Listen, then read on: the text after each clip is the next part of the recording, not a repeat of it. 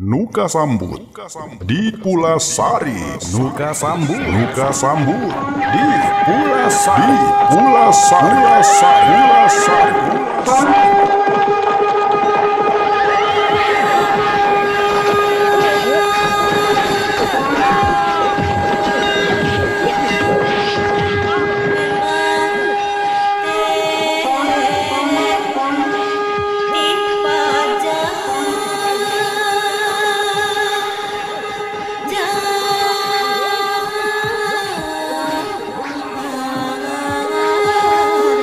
Nuka Sambut di Pulasari.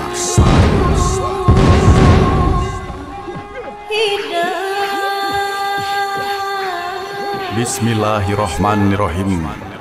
Sampurasun wargi-wargi sadaya. Waluya dongeng Sunda.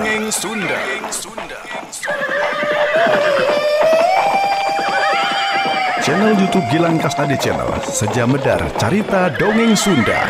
Iya sana Aan Merdeka Permana. Dina judul Nuka Sambut di Pulasari.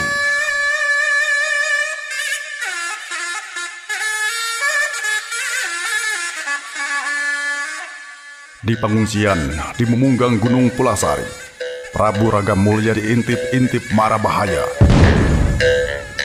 Pasukan Banten tetap miharep, Pajajaran ulah tapika disesakeun. Jang nyalametkeun kaayaan. Sesa-sesa Pakuan Pajajaran kudu dibagi dua. Sabagian mertahankeun puseur dayeuh Pakuan, sabagian deui ngajaga kasalamatan raja.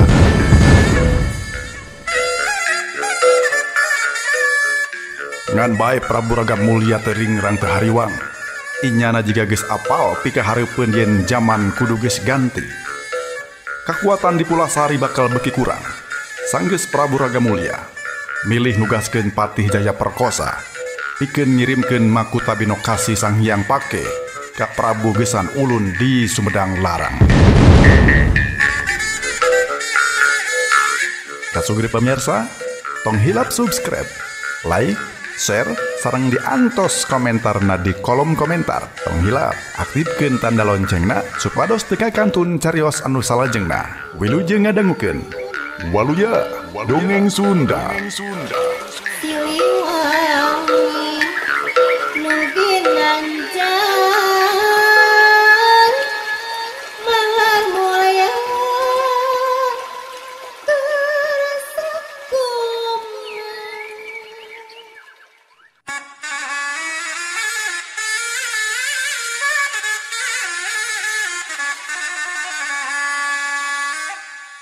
Kidita jeung Nini Maidah ngahunted.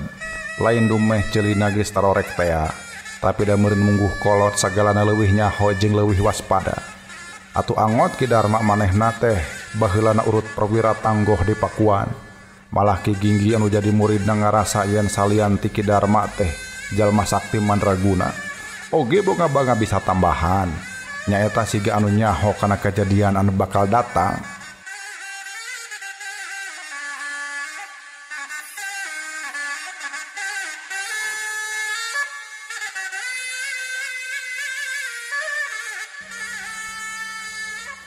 Eta sanggeus dibuktikeun bareto nyaeta waktu Ki Darma endek dirurugu olasan perwira Pakuan di Ponclot Gunung Cakrabuana. Harita Kanjeng Prabu Ratu Sakti teh kacida ceceubna ka Ki Darma. Sabab ieu urut perwira teh gawenangan ngiritik jeung ngabantah kana kabijakan-kabijakan raja. Ari Kanjeng Prabu Ratu Sakti harita katojol raja anu heuras dina pendirianana. Sakur kahayangna kudu digugu bae saupama aya aparatna anu ngabantah sok dituding hianat. Dituding hianat ka nagara tur dianggap ulon-ulon anu rek baruntak. Balukarna saban aya aparatna anu wangkelang teu woleh dicangkalak jeung dihukum berat.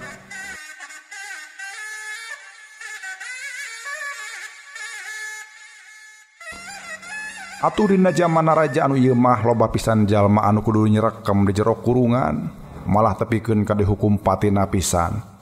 Ambara hayat anu wangkelang teu mayar seba nagara oge sarua keuna ku hukuman berat. Kitu anu kaalaman ku Ki Darma oge.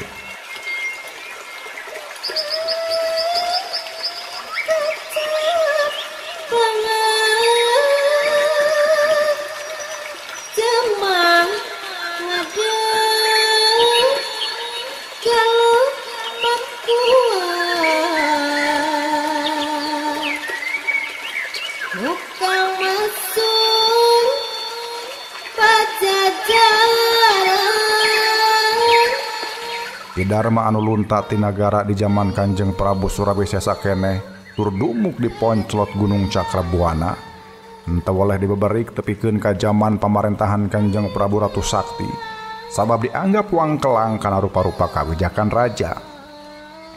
Kapan dina zaman Kanjeng Prabu Ratu Sakti nya Ki Darma pisan anu teu satuju nagara naek-naekeun sebat teh eta bisa dibandungan dina lalakon Silalatu Pajajaran kasugri.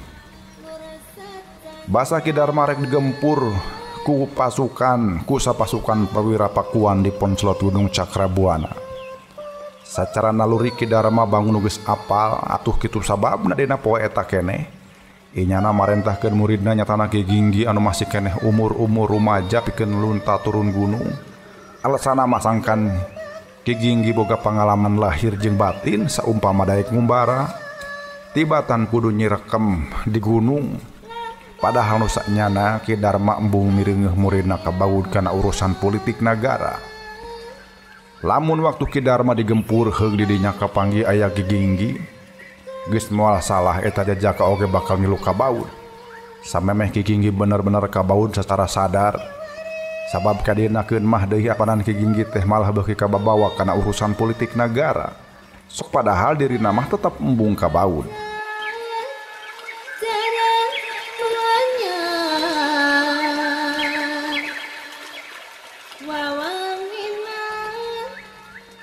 Waktu Kanjeng Prabu Ragamulya cacarios soal umur malah Ki Darma mah bangun anu leuwih apal. Nya puguh kitu umur urang teh geus aya anu ngatur. Iraha kudu hirup jeung iraha kudu prae. Eta geus puguh hancenganana. Ngan lamun mah engke urang tetep bajoang, lain hartina embung paeh atawa henteu ridho kudu tutup umur. Tapi bae kangaranan manusia ikhtiar mah kudu eta mah sakadar nyubadanan ajen-ajen urang salaku manusia anu boga harga diri yen hirup teh henteu sakadar nyumenderkeun bae kana nasib.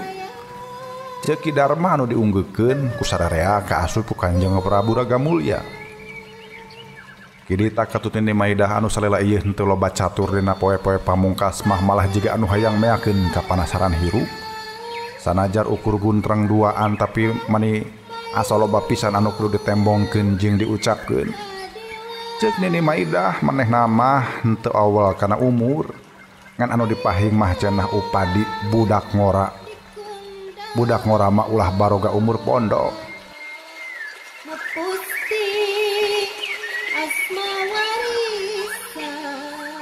Heeh. Aing mah hayang sangkan si bujang teh boga umur panjang aki. Pokna bari inget ka anggana. Ari nu disebut si Sujang ku Nini Maidah teh taya lian iwati anggana. Anggana teh sasat dirorok dibubudak ku Nini Maidah. Baheula Nini Maidah teh bubujang di kulawarga Pangeran Yogas Citra. Sanggeus nyimas banyak intan ngalahirkeun budak henteu sah alatan ngalambang sari jeung suji angkara. Orok anu katelahna anggana teh sapopoena henteu pati kaurus. Ari anu jadi sabab eta orok ku bragadunya teh sasat dirusiahkeun pisan. Dengan mah dipahing ulah nyahoeun meureun sahanteun lamun guyur matak ngaragarageun martabat Pangeran Yogas Citra. Anu ngarorok-orok teh Nini Maidah we nyaeta pamajikan perwira Pakuan nu katelahna Kidita. Basa Kidita ngarasa capek ulah ilu kana urusan negara. Manehna milih reureuh tur bumen-bumen di tempat sepi di wewengkon Cileungsi. Nini Maidah oge milu. Malah manehna kacideng ngarasa bagjana waktu ku Nini Maidah si budak krek dibawa ka Cileungsi teh ku sabab sasaha oge ka idinan. Nyati harita anggana di aku anak ku Nini Maidah teh malah maka sang tukang yang anggana turunan menak Pajajaran teh kacida disumputkeunana. Kajaba sanggeus dewasa bae dibalakakeunana mah.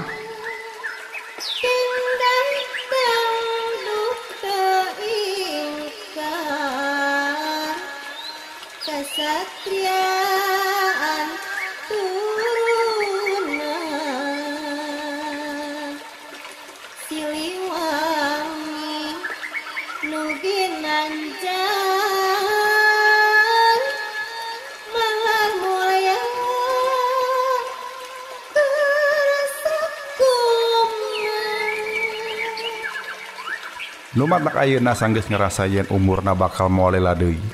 Ini Maidah teh jadi inget ka Anggana. Kumaha teh rek kitu sabab tiki dita manehna teh diparengkeun boga turunan. Ari sabot kitu bet kaserenan budak sina dikukut. Ngurus ngaping jeung ngajaring budak orok tepi ka jaluk juk jangkung teh puguh wae atuh asa ka anak sorangan.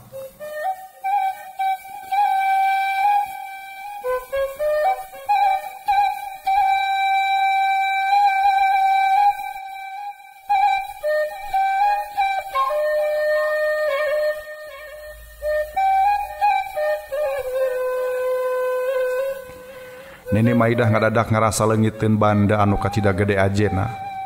Sawaktu pihak karaton marentahkeun sangkan Anggana anu geus dewasa dititah balik deui ka karaton. Kasedihna tepi ka ayeuna sabab ti saparak Anggana dibawa ku Kisalya pikeun disarenkeun ka kolot-kolotna. Nini Maidah teu kungsi tepung deui jeung Anggana. Ayeuna dina mangsa umurna tareh puput Nini Maidah ukur bisa miharep malar Anggana sing panjang umur jeung sing bisa naruskeun tapak lacak karuhuna dina ngajaga adeg-adeg urang Pajajaran.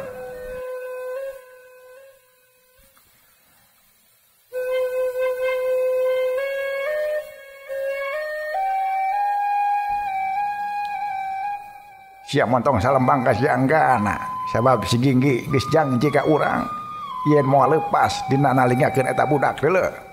Ceuk Kidita minangka ngababerah pamajikanana.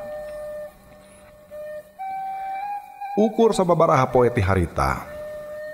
Tetela wewengkon Pulasari teh geus dijora ku pasukan Banten ka Sugri. Jumlahna mungguh henteu ngimbang saumpama dibandingkeun jeung anu araya di Kaduhejo mah. Pasukan ti Banten mah jaba hampir 100 teh oge diwengku ku perwira-perwira pinili. Jigana urang Banten embung kapalingan ku anu disebut gagal. Manehna eces embung ngalaman gagal dina marenkeun kakuatan Pakuan Pajajaran. Senajan marehna geus nampak iber yen dayeuh Pakuan geus digempur jeung geus diburak, tapi urang Banten jiga acan ngarasa sugema saumpama anu jadi rajana acan diperenan. Waktu pasu subuh pasukan Banten geus ngepung wakul buaya mangap ngalingkung ngurilingan pakarangan pasanggrahan raja. Kanjeng Prabu Ragamulya mah keur diriung-riung dikawal ku Ki Darma sapara kanca jumlahna ukur wewalasan. Eta jalma anu wewalasan teh sayaga bari sapakarangna. Nini Maidah anu geus sakitu kakolotanana teh tapi pakarang anu dipilih ku manehna mah lain pakarang leutik-leutik. Manehna teh make jeung memanggul gegendir sagala rupa. Bari eta gegendir anu dijieunna tina kai samida teh ranceb ku cucuk kacipta lamun dipake ngebabuk tarang jalma.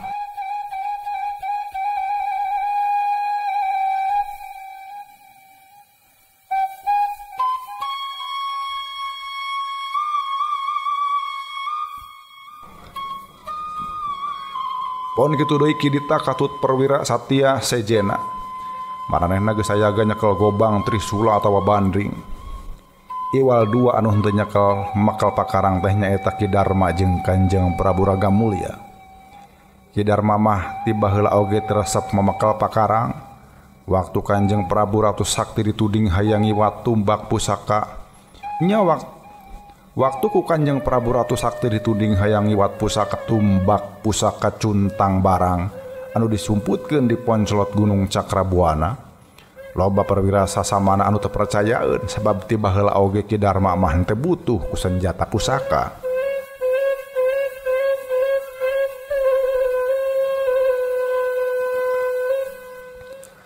Ayeuna oge kabuktian sanajan keur dikepung-kepung ku musuh anu 100 jumlahna, tapi manehna mah keukeuh dina pamadegan. Yen sapasang leungeun jeung sapasang suku teh geus dibikeun ku pangeran pikeun ngajaga kasalamatan awakna.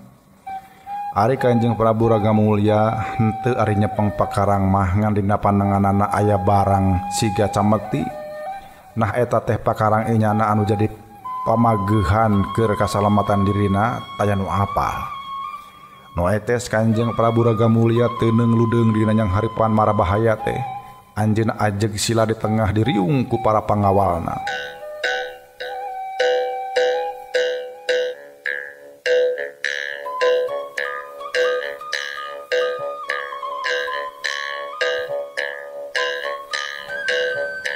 Tapi pasukan anu keur ngagempur mungguh pinter. Maranehna teh bakal ngajorag langsung tapi mentang-mentangkeun Jamparing anu geus dihuru ku seuneu. Eta pasukan Jamparing teh langsung mentangkeun Jamparing sina ngahuru adegan pasanggrahan. Seuneu katingali meneuting balesat. Puluhan jumlahna. Kabeh dipentangkeun kana suhunan jeung kana hateup adegan pasanggrahan. Atuh henteu kungsi lati eta pasanggrahan teh ngababelah kahuru ku seuneu.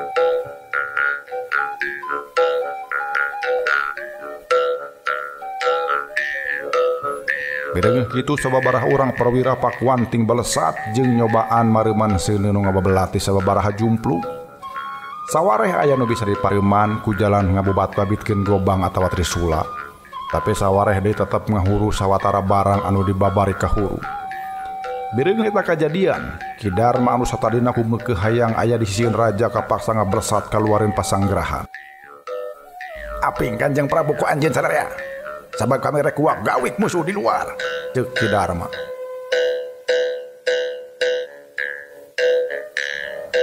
Sama meh nu saja nembalan Ki Darma geus ngabalesat menuju kilat bajra. Sakolepat geus aya di luar, barang jeung eta kadengen uting darngeting jararit. Sabab saban awak Ki Darma ngabalesat saban aya nu ngabeunangan pur teu bisa menyat deui.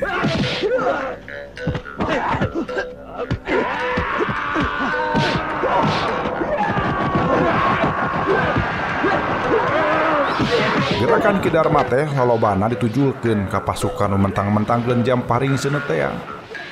Ku serangan-serangan anu kacida ganggasna atuh jarosa kedet netra, pasukan Jamparing teh geus bubar kataburan. Anu kumeukeuh cicing didinya tan wande jadi wadal tenggelan Ki Darma.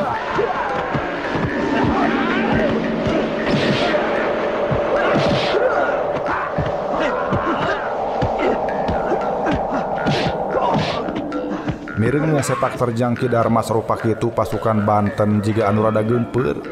Sanajan manehna sagembleng diwengku ku para perwira kolot, tapi waktu ngaladenan Ki Darma mah maranehna teh badis bae nyayonan palang wajah. Saban aya pakarang anu ngablesat ka paleba awak Ki Darma henteu boleh dikepuk.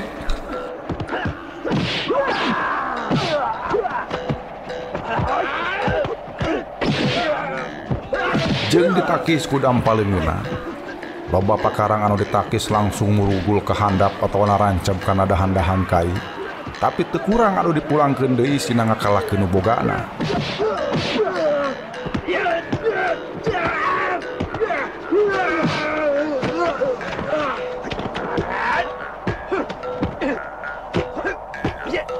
Sapasang leungeun Ki Darma oge saban diheumbatkeun teh saban kadenge sorabang baraan. Tur henteu kungsi ti lila ti eta.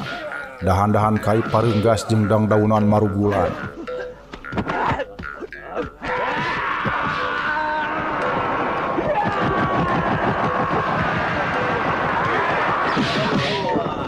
Mireung kehebatan Ki Darma pasukan Banten rada mundur heula. Geus kitu marenehna nyeun taktik anyar.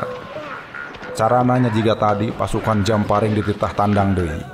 Mun tadi ukur dipake ngahuru pasanggrahan, ayeuna mah ratusan Jamparing teh kabehanana ditujulkeun kana awak Ki Darma.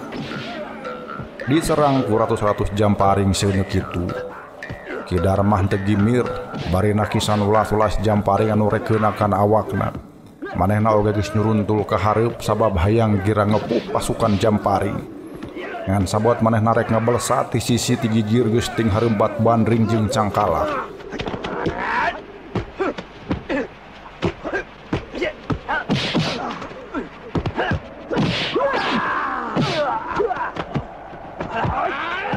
Saliwat oge Bandring teh mani matak pikasieun sabab bebendulna dijieun tina wajah anu rocop ku cucuk-cucuk seukeut. Eta Bandring ting belewor ti saban juru ditujulkeun kana bagian awak Ki Darma anu sakirana matak bahaya lamun kakeunaan. Lian ti Bandring Cangkalak anu diwengku tina tambang anu wedel oge meniting hareumbat rek nyangkalak jeung nalikung awak Ki Darma. Loba tambang Cangkalak nu diheumbatkeun teh teu pas meneran nalikung awak, tapi hiji dua mah bisa nalikung awak Ki Darma.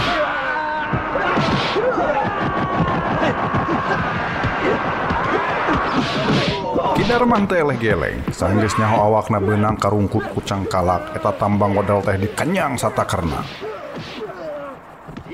Atuh balu karena awak anu ngalungkeun tambang cangkalak teh ngajol ka hareup barang keur ngalayang di tengah keneh oge geus dipapageun ku hawa tenggelam.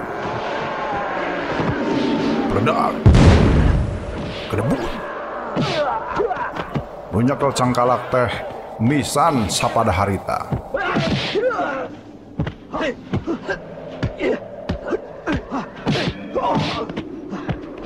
Tapi musuh teh jigana mekel pasukan cangkalak ka Cidalobana ka Sugri. Buktina waktu Ki Darma keur ogal-ogel hayang ngelepaskeun diri di tina talikung oge. Geus ting hareumbat deui cangkalak anyar malah pakarang bandring oge bukit loba ting belawar. Hiji dua mah bisa beunang nenggor awak Ki Darma malah tepikeun ka bagian awak Ki Darma aya nu tadi. Mireungeun Ki Darma jiga anu mimiti ripuh para perwira sejen tim Gorowok rek mantuan. Tapi harita kene geuwat ditembalan ku Ki Darma, yen anu leuwih penting mah ngajaga kaselamatan raja lain dirina. Atuh ari geus kitu mah para perwira teh kapaksa caricing di pasanggerahan. Keur mah deui di dinya teh oge maranehna teh tetap sibuk jeung tagiwur sabab seuneu ngababela keneh di mana-mana. Malah pasukan panah teh ayeuna mah deui mimiti ngajorag jeung dipaparah ka maranehna pisan. Tangtu deui leuwih di arah-arah mah Kanjeng Prabu pisan. Sababaraha Jamparing seuneu bisa ditakis ku gobang-gobang para perwira, tapi aya sabagean anu langsung ngarah-ngarah salira Kanjeng Prabu. Waktu aya Jamparing hiji ngablesat ngarah-ngarah hariguna Kanjeng Prabu tapis ngababukeun cametina. Atuh saharita keneh Jamparing teh murag tur ngahuru Alketip anu dicalikan ku inyana. Mireungeun Alketip geus mimiti kahuru salah saurang perwira kaget pakepuk mareuman seuneu dina Alketip. Seuneu memang pareum tapi awak manehna kabongohan katiru ku Jamparing seuneu satilu-tilu.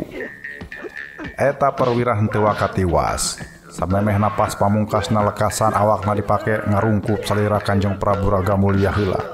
Atuh waktu ting belesat deui Jamparing seuneu awak manehna teh rancep ku Jamparing dabongan dipake tameng pisan. Demi mireungeuh kitu, Kanjeng Prabu Ragamulya geuwat nyangkeh layon eta perwira anu satia tepi ka ajalna.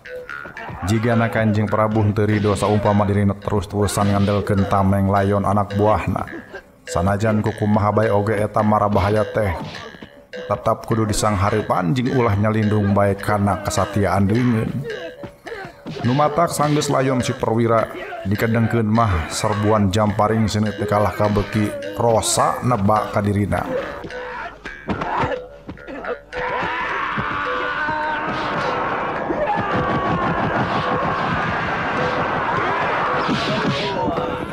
Pikeun sababaraha kali mah cametina teh hasil nakisan eta serangan. Ngan sakali mangsa mah deui aya Jamparing anu nirukan api geulang leungeunna. Mireungeun pandangan Kanjeng Prabu kabeunangan manika tiru pisan atuh para perwira anu araya teh jadi arambek.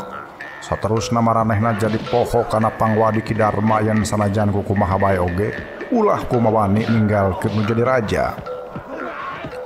Ngan alatan teu kawawa ku keheul antukna sababaraha perwira geus ting belesat ninggalkeun eta tempat. Tujuanana aya lian iwal tirek males kanyeri ku jalan ngajorag tempat musuh.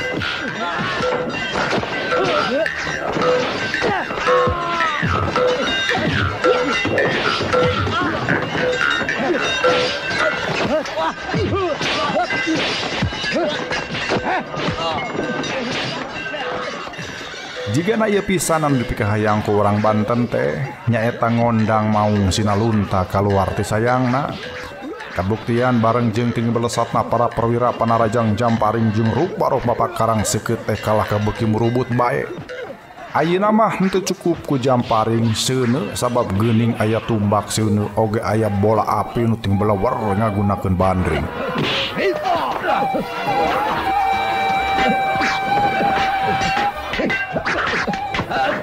Awak para perwira nu ting belesat kaluar teh malah saharita keneh oge dipapag ku ting belesatna rupa-rupa pakarang teh. Sababaraha urang perwira sanggup nakis jeung mengparkeun eta serangan, tapi sawatara deui maka papag pisan ku rupa-rupa pakarang seukeut. Anu langsung kasambut awakna harita keneh oge ngagedebut. Kana tani sabalikna anu masih keneh salamet mah langsung nyieun serangan pamalesan ku pakarang nu jadi gagamanana.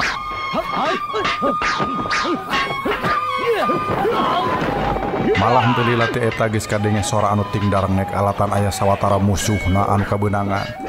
Ngan bae apanan musuh anu ngajorag teh sakabehna diwengku ku perwira kahot. Jadi sanajan aya anu kabeunangan oge da kalolobaan namah deui bisa mengparkeun eta panarajang. Malah leuwihna ti kitu pihak musuh teh sanggup mulangkeun panarajang ku serangan anu teu kurang-kurang matak ngabahayakeunana. Buktina geus aya sababaraha urang perwira Pakuan anu kabeunangan deui. Mireungeun kitu Ki Darma keheuleuh pisan atuh ayeuna manehna beuki satekah polah deui hayang ngalepaskeun cangkalak anu nalikung awakna.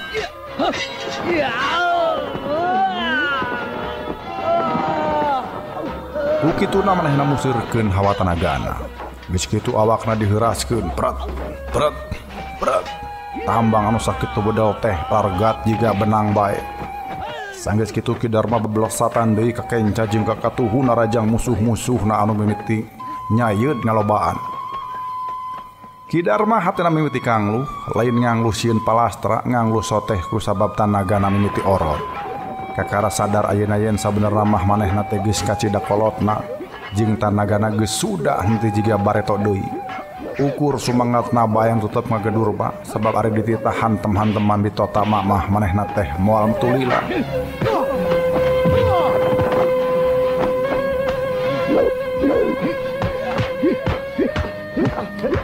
Heug mangkaning dina akhir-akhir ieu mah manehna teh geus arang di totama. Jogol anu pangakhirna teh lumangsung kira-kira ulasan taun ka tukang.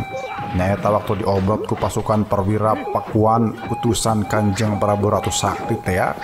Kadienakeun mah manehna teh leuwih loba numpi di saunga di Poncelot Gunung Cakrabuana. Ayeuna bet kudu betotama paeh poso bari nyang hareupan jalma-jalma bedas anu jumlahna ngaratus. Puguh we akhirna mah jadi mopo. Tapi sumangetna mah tetep henteu leungit ka sugri, malah waktu manehna keur hut het nakis jeung ngajorag musuh teh ari hatena mah henteu oleh mikir-mikir neangan tarekah kumaha sangkan bisa meruhkeun musuhna.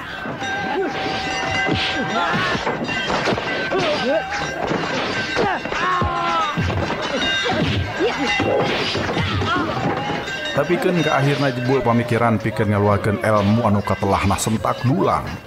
Ieu teh ilmu simpenan anu teu weleh anu teu bisa sagawayah dikaluarkeun. Malah ceuk rarasaanana salila ngabogaan eta ilmu acan sakali bae oge manehna digunakeun. Ari anu jadi marga lantaran sabab sakalina dikaluarkeun bakal ngabalukarkeun korban nyawa anu pohara. Sakumaha anu geus diterangkeun dina bab-bab anu ti heula.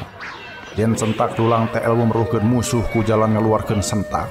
Lain sasentak-sentakna sabab sentak ieu mah dibarung ku kakuatan hawa tanaga anu kacida badagna.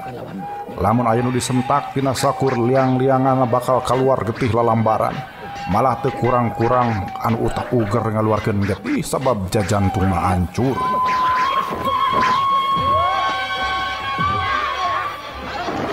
Ayeuna sanajan hate leutikna henteu tega tapi Ki Darma geus niatan rek ngagunakeun eta ilmu bisa jadi musuh bakal galempar. Ngan meureun tina eta pola saeutikna bisa nyingkahan mara bahaya anu leuwih gede. Atuh ari pikirna geus kitu mah Ki Darma ngajel ngabelesat ngajauhan kepungan.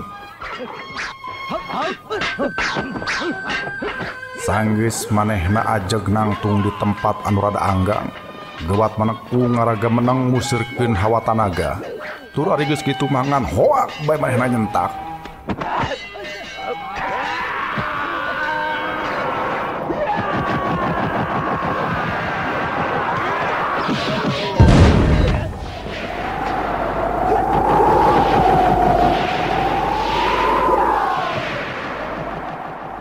Sorana tarik, sorana mungguh matak ngaguntur kadahan kai oge rarungkat.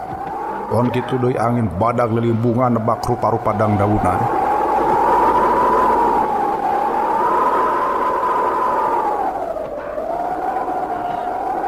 Ngan balukarna mungguh mata kreuwas keur dirina.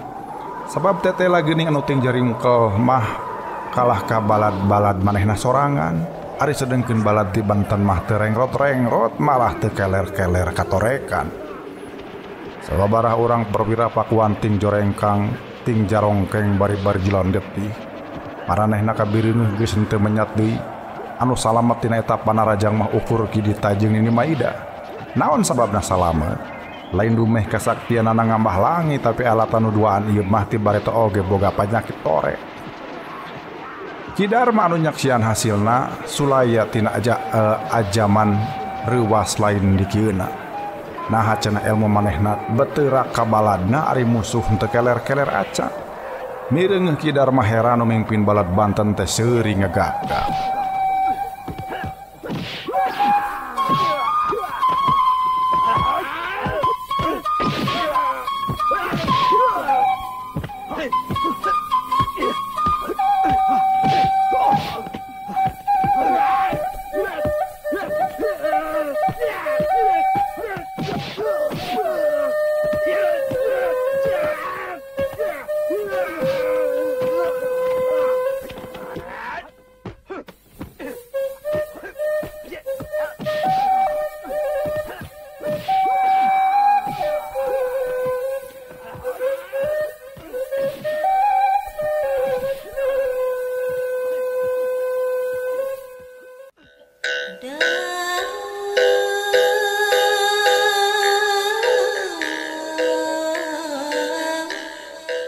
Memang teh dipajang